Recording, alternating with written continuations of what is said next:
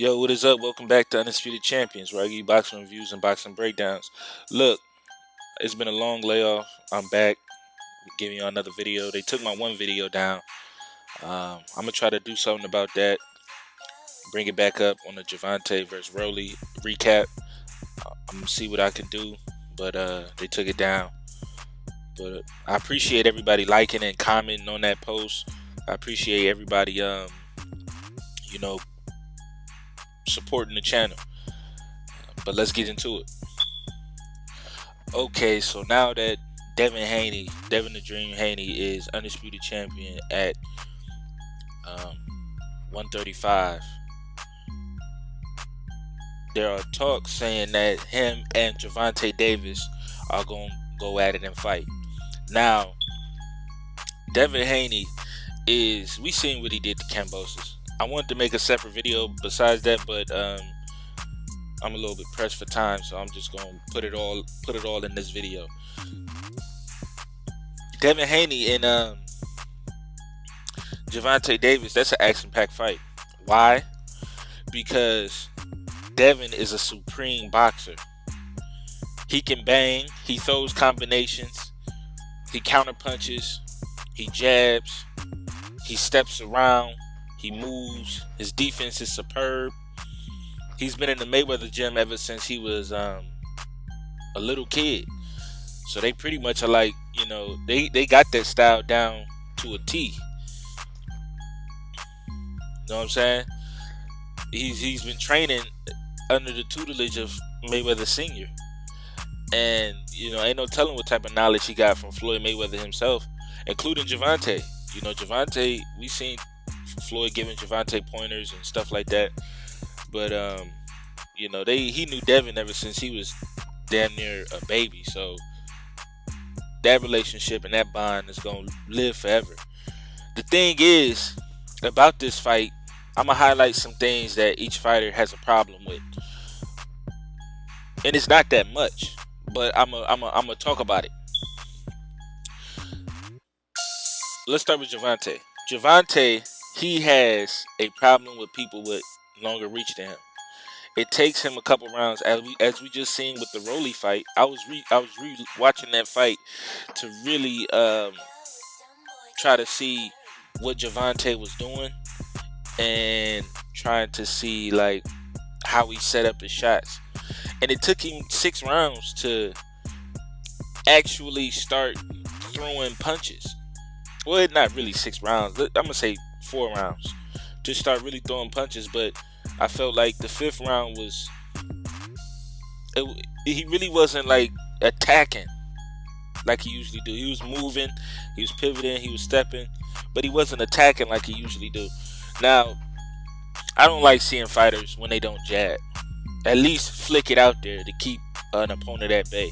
That's one thing Gervonta don't do when he fighting people who has the reach advantage. He doesn't jab. He tries to like sneak his way in the inside, and that will become a detriment to somebody like Devin Haney, because he'd keep that jab on you all night, as we just seen with the Kambosos fight. Kambosos couldn't get off like he wanted to because Devin Haney's jab was just too superb. And I was telling people that before the fight even happened. I said Devin's jab is going to be a problem for Kambosos, because one thing Kambosos do, he stands right in front of you and he lingers there. He just lingers there. He just stands right in front of you, try to size you up, and then he does this jittery thing, and then he goes in for the attack. I said, if I could see that, Devin definitely gonna see that. So I was telling people, I said, this is probably gonna be an easy fight. I said, Devin probably just gonna box his way around it, maybe even stop it. But Devin did what he did, and he got the finish. Another thing about Gervonta is his defense is too lackluster. What do I mean by that? Is that he gets hit, and he gets hit clean. And I feel like that Gervonta's problem. Even though Gervonta has great defense, don't get me wrong. I'm not saying that his defense is trash by any means. Gervonta is one of the best defensive fighters out there. One of the best counter punchers. and all that. But when he fights against somebody, because Gervonta's style is more of always said this. He fights like an outside fighter. Gervonta fights like an outside fighter. He likes to use his straight punches. He likes to use his right hand. He likes to He likes to feint up top, throw a straight to the body, a straight left to the body. He fights like he's an outside fighter. So I think that's where the adjustment is going to need to be made with Gervonta's fighting style. Is he's going to have to learn how to get in the inside without taking punches, because the Leo Santa Cruz fight showed me a lot of things about Gervonta and his approach to fighting people that's longer than him. He'd take a shot just to give a shot. Now I know some people gonna be like, that's how you know he tough and this and that. That can be reckless with somebody like Devin Haney. That can be real reckless with somebody like Devin Haney. To just go in there, arms squared up, and try to throw you a big load, because he might catch you while you throwing it. So Devin, something that Devin does wrong. I'm trying to think. Really, with these two dudes, you can't really be too picky, because anything can happen. One thing I say about Devin is he doesn't have any power. And is his power enough? Because he has 27 fights. Devin has 27 fights. Devin has the same many fights as Boots. And he only got 15 knockouts. So he's been winning on the scorecards pretty much half of his career. I think that'll also come to Devin's advantage, but we're going to talk about what he does bad. What Devin does bad is he don't really do anything bad. The only thing I can really say is, right now, just off the top of my head, he don't have that get back, the power that can keep a motherfucker off you. Kambosos, he went in there thinking he was going to outbox Devin Haney. That's why he lost, because that wasn't the case at all. That's why he lost, because he thought he was going to outbox him. He thought he was going to land right hands. He thought he was going to land them left hooks, and it just wasn't his night. But if I could say anything, is his power enough to keep Tank off of him? Because Devin is a technically sound fighter. He sees everything. He gets hit, just like every fighter. I don't want to seem too biased, but it's going to sound like I am, but I'm really trying not to be, because off the top of my head, the only thing I can think about what Devin don't have is power. Devin is pretty much the full package. Same thing with Gervonta, but like I said, Gervonta has flaws because of his power. Power can be a blessing and a curse. His power is now dictating the pace of how he fights. I remember when Gervonta was coming up, he would throw combinations. He would move his head. He would counterpunch. He'd do all of that. He had skills, and I seen promise in his skill set. But now, the power is just like, it tastes too good for him to just try to outbox somebody. He's just gonna try to knock you out. That's his goal. Especially when he fight taller fighters.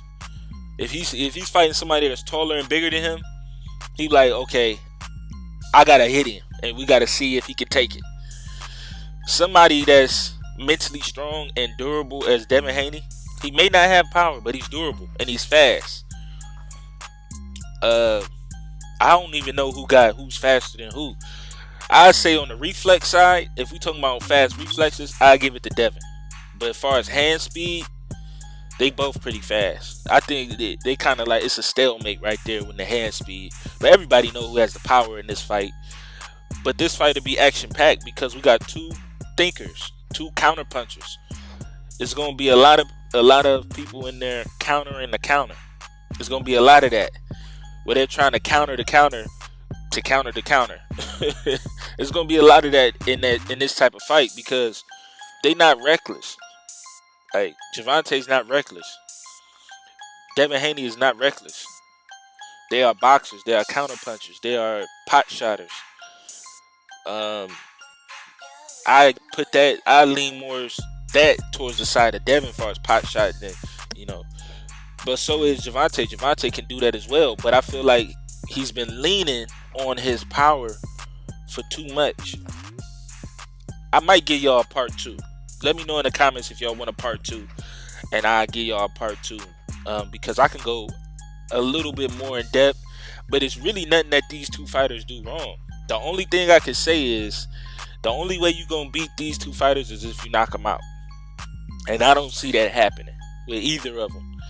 But if I had to choose a winner between the two, I would go with Devin, because Devin had to rely on something more than power besides Gervonta. Gervonta has been relying on his power.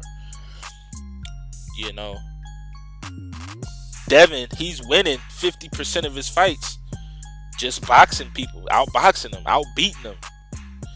You know, you see how he beat up Linares.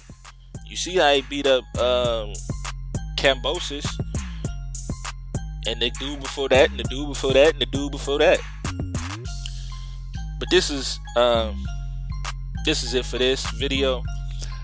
I might give y'all part 2. Let me know in the comments if y'all want a part 2, and I'll go even I try to pull some things up that I see and go over with it with y'all. But yeah, thanks for coming to the video. Thanks for supporting.